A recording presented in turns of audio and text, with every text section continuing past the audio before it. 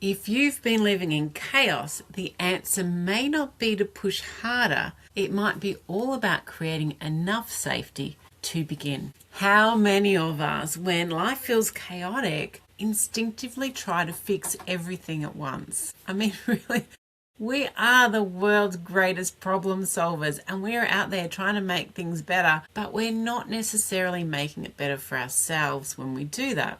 The more pressure we put on ourselves, the more overwhelmed we feel, especially when we're already pretty overloaded as it is. Now, the first step to get away from this chaos and become calmer is often not a huge big breakthrough. It is just small steps, small consistent steps that are in alignment with who we are and how we process our stress and our emotions. Now, I know there's a lot of information out there around stress release and mindfulness and deep breathing and everything else. Now, that is awesome because they are great tools.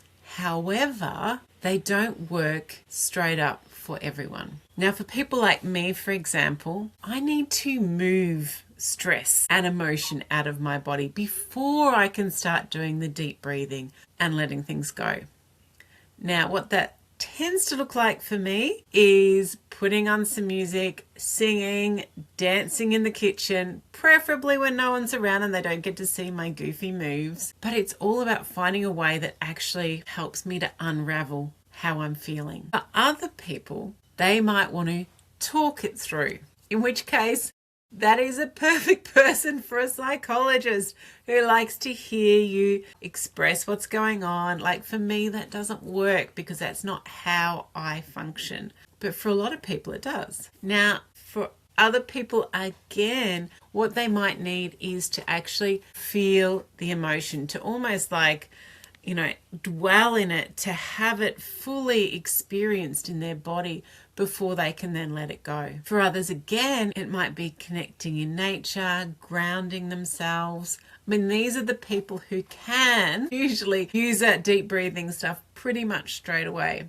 The rest of us need to get it all out first, and then we can start doing that. If you're not sure which style you are, you might want to have a go at our free stress style quiz. I've got the link in the notes. It's a really great tool for actually identifying what your first step can be. Now, other practices that can help us to build safety and calm are things just like pausing, not having to rush into something, maybe having a slower morning, or creating one small, clear, consistent boundary, which I'll talk more about next week, or just creating like, a 10-minute envelope where you're not rushing yourself. You're just stopping. At the end of the day, calm is not something that you can force, but it is something that our systems can start to learn through practices that are aligned with who we are and through repetition. That rooting and grounding practice